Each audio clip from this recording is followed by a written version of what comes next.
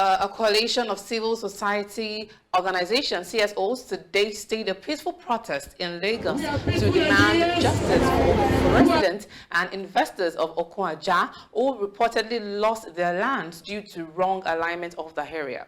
The protesters, under the banner of the CSOs, also call for the immediate and unconditional release of one of their members who they allege was unlawfully detained during the controversy surrounding the land clearances for the Lagos Calabar Coastal Highway project.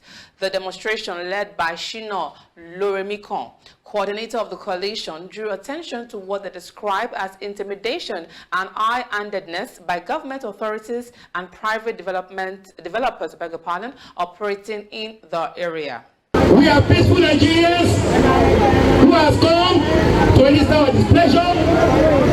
The maltreatment meted us to fellow Nigerians as a result of the coastal road construction. We are members of the civil society, including members of those that reside in those areas. We are saying enough is enough. In fact, we are worried that we think it's no longer an arrest but an adoption, because the law says if anyone is arrested, you should be charged to court within 24 or 48 hours.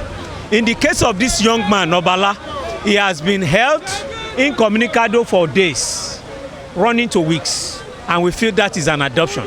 His location is only known, to the best of our knowledge, to the Honorable Minister of War. The group alleges that their member, known as Obanla, was abducted by military personnel who, under the directive of the Minister of Works, Dave Umahi, at the Wind Homes project site, one of the contentious locations implicated in the ongoing highway development. According to protesters, the ongoing realignment of the coastal highway, which has affected several communities along the corridor, is part of a broader agenda of land acquisition that lacks transparency and ignores the rights of existing landowners and residents. They accuse the minister and his agent of using state power to dispose citizens, describing the exercise as a form of land grabbing marked as a national infrastructure development.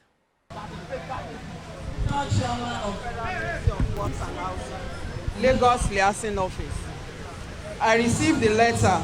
David Umahi, the Minister of Works in Nigeria, to return to the original Lagos Calabar Coastal Road alignment. There is a road alignment which should have been followed, but was not duly followed. It should return to the status quo.